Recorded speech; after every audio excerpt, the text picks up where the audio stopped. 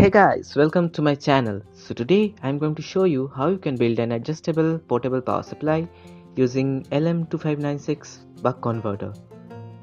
So for this you will need an LM2596 buck converter. It has 3 potentiometers. As you can see, we can control the output using these potentiometers. So it can handle the input voltage of up to 7 volt to 35 volt and give an output of 1.25 volt to 30 volt and an adjustable 3 ampere output.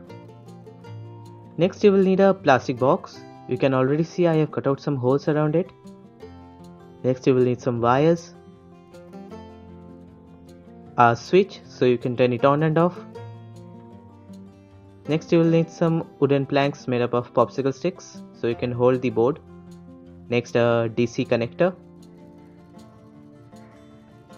I have a power supply which has you can see the output of power supply is 12 volt 1 ampere.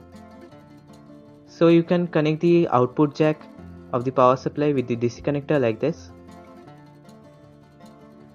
It has also some markings, positive and negatives, so you have to connect the wires properly to the board with the connector.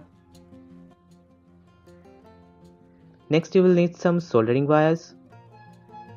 So this is all. So let's start the project.